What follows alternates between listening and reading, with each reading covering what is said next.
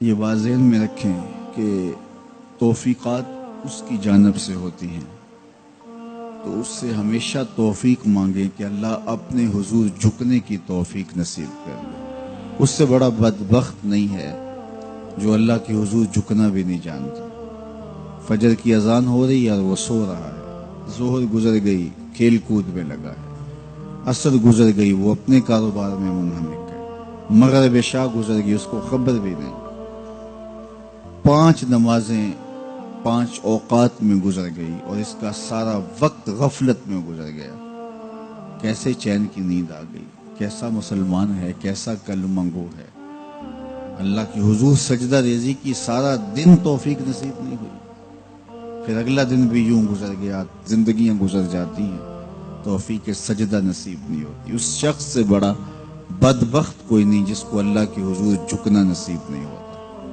اور یہ بات ذہن میں رکھیے گا، اللہ جب کسی سے ناراض ہوتا ہے تو رزق بند نہیں کرتا، اس کے لیے آب و دانے کی بندش نہیں کر دیتا، اس کی دیگر ضروریات روک نہیں لیتا، اس کو ہر کچھ بہم پہنچ رہا ہوتا ہے، لیکن اللہ کسی سے ناراض ہو سجدے کی توفیق چھین لیتا ہے۔ بندہ سمجھتا میں نماز نہیں پڑھتا، میاں تو کون ہے، تجھے توفیق سجدہ ہی نہیں دی جا رہی، تو نے اللہ کو ناراض کر لیا ہے، وہ تجھے اپنی چوکھٹ پہ بلاتا ہی نہیں، اپنی دہلیز پہ تمہیں حاضری کا اذن ہی نہیں دے رہا۔ تو اس سے معافی مانگو اور 5 گانا باجماعت نماز شعار زندگی بناؤ۔ اللہ کے محبوب علیہ السلام نے ارشاد فرمایا، حضرت انس رضی اللہ تعالی عنہ کی مرویات سے ہے، صحیح بخاری میں یہ حدیث موجود ہے کہ آقا کریم نے ارشاد فرمایا، ان احدکم اذا صلی ینادی ربہ، تم میں سے جب کوئی شخص نماز پڑھتا ہے تو وہ اپنے رب سے سرگوشیاں کر رہا ہوتا ہے۔ یہ اپنے رب سے ہم کلام ہونا ہے۔ حضرت سہل بن عبداللہ تستری کسی جنگل میں رہتے تھے، کچھ لوگ انہیں ملنے گئے تو کسی نے پوچھا واپسی پہ کہ حضرت یہاں تنہائی میں دن اور راتیں کیسے کاٹتے ہو؟ تو حضرت سہل نے کہا تمہیں کس نے کہا ہے میں تنہا رہتا ہوں؟ کہا کسی نے کیا کہنا تھا، ہم خود دیکھ رہے ہیں آپ تنہا ہیں۔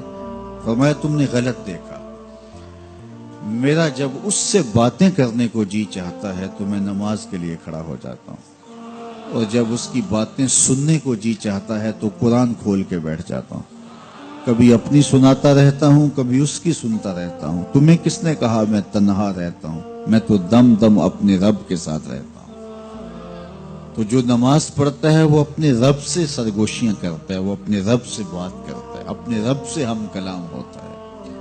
تو خوش نصیب لوگ جنہیں 5 گانا نماز نصیب ہوتی ہے، اور پھر اگر اس کے آداب کی رعایت کے ساتھ نصیب ہو، نماز پڑھنے کا جو انداز ہے وہ نصیب ہو جائے، جیسا کہ حدیث احسان میں ہے، جبریل امین نے حضور سے کچھ سوال کیے تھے، ان میں سے ایک سوال تھا حضور احسان کیا ہے؟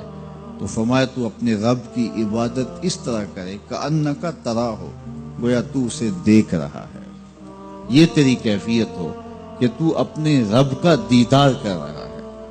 اللہ اکبر۔ حضرت سیدنا علی المرتضیٰ رضی اللہ تعالی عنہ سے کسی نے پوچھا کہ جس رب کی عبادت کرتے ہو کبھی اس کو دیکھا بھی ہے، کبھی اس کیفیت سے بھی گزرے ہو؟ تو فرمایا لم اعبد ربا لم اراہ، جب تک دیکھتا نہیں سجدہ ہی نہیں کرتا۔ تو اپنے رب کی عبادت ایسے کرو کہ تم گویا اسے دیکھ رہے، اور اگر یہ کیفیت تمہاری پیدا نہیں ہوتی تو کم از کم اس کیفیت میں آؤ کہ تمہارا رب تمہیں دیکھ رہا ہے۔ اور یہ تصور بھی کون سا کم ہے کہ میرا مالک مجھے محبت کی نگاہ سے دیکھ رہا ہے، اس تصور میں سرشاری طاری ہو جاتی ہے کہ میرا مالک مجھے دیکھ رہا ہے۔